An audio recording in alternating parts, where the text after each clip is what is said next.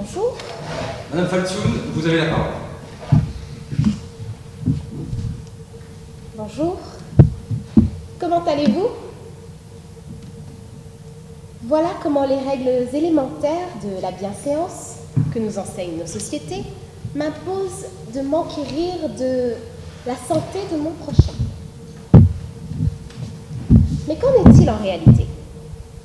Lorsque je croise ma collègue et qu'elle me demande tout sourire comment je vais, le fait est qu'elle fait genre de s'intéresser sincèrement à la réponse. Je lui réponds que tout va bien et lui retourne amicalement la question. Et là encore, elle fait genre que tout va bien parce que je fais genre que tout allait bien, parce que j'ai fait genre que tout allait bien, parce que c'est la norme. Mais mesdames et messieurs, oui, car en société, quelle que soit la situation, il faut faire bonne figure. La société attend de nous que nous soyons des rochers dans une mer de chaos. Nous tous, des rochers isolés les uns des autres,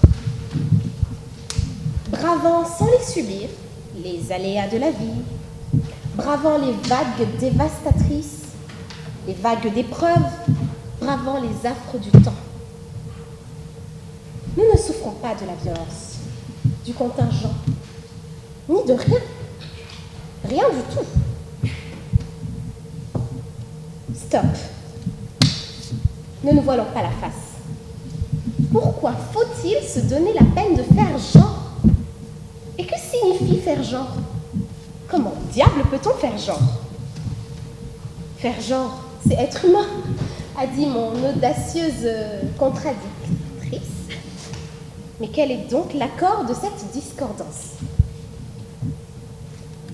En vérité, mesdames et messieurs, j'ai tourné ce sujet dans tous les sens imaginables et autant de fois qu'il m'était possible de le faire sans en perdre la raison. Mais rien ne me vient.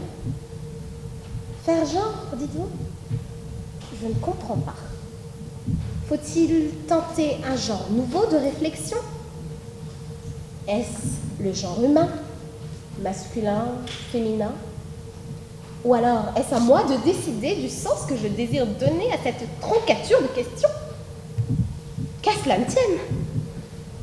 Regardez-moi, mesdames et messieurs. Regardez-moi, car après cela, vous ne me verrez plus de la même manière. Regardez-vous, vous-même. Regardez au plus profond de vous, où tout semble confus, troublant, peut-être tabou, mais où tout est également vrai, authentique. L'espace d'une plaidoirie, ôtons ces masques que nous portons au quotidien. Cessez d'être celui que vous n'êtes pas. Quant à moi, je viens à vous tel que je suis en vérité entière, au risque de vous déplaire, de ne pas respecter vos normes, mais je prends ce risque, car lorsque vous m'avez imposé de défendre cette thèse, vous m'avez par là même affranchi du poids que représentent ces contraintes.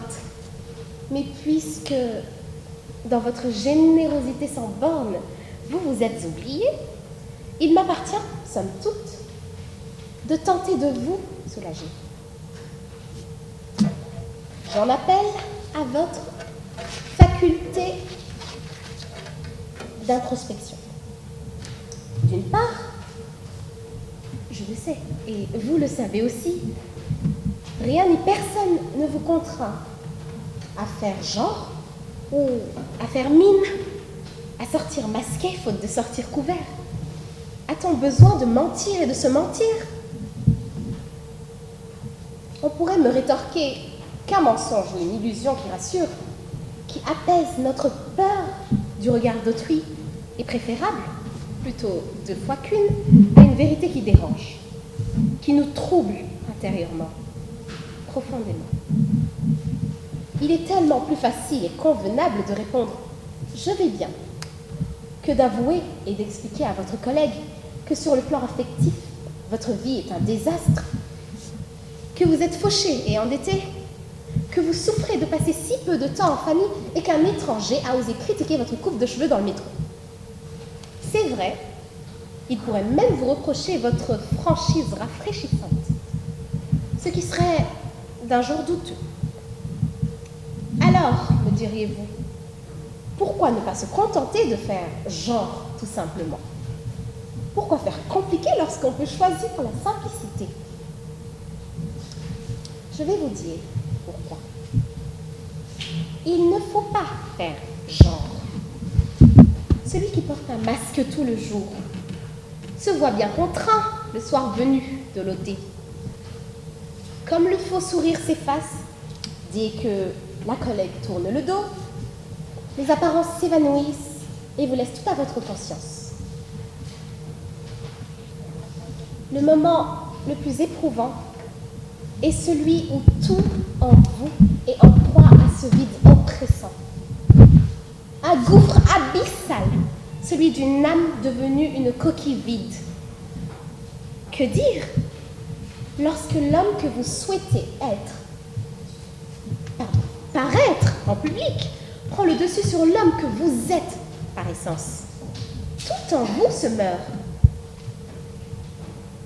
Ce vide, cette solitude métaphysique sont pour moi plus dérangeantes que les regards désapprobateurs ou condescendants des collègues, plus troublants que le mépris affiché des voisins quand vous cessez de faire genre vous les appréciez, mais aussi et surtout plus dévastateur.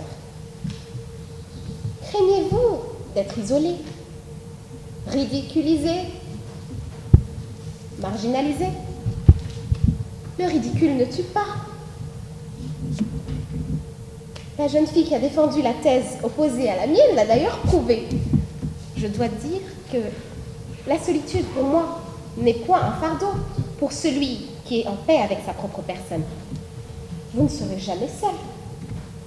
En revanche, lorsqu'on donne à sa vie le sens qu'impose la société des dictats, la norme, on ne vit plus pour soi.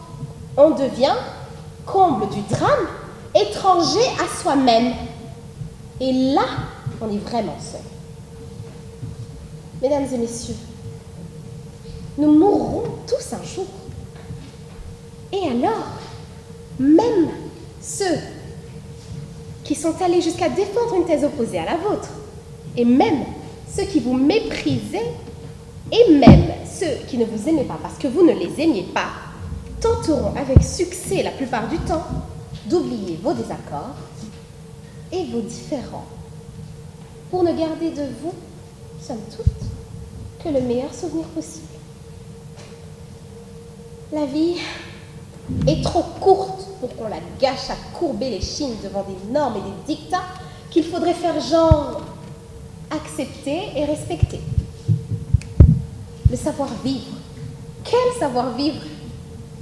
Le temps d'apprendre à vivre, il est déjà trop tard, chantait Georges Passette.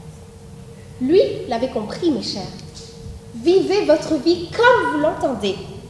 Vous êtes bien tous dotés d'entendement. Vous possédez la faculté de juger, même s'il n'en existe guère de chair au sein de la Sorbonne. Quoique, mesdames et messieurs les jurés, je ne suis pas de ceux qui disent « faites ce que je dis, mais ne faites pas ce que je fais ».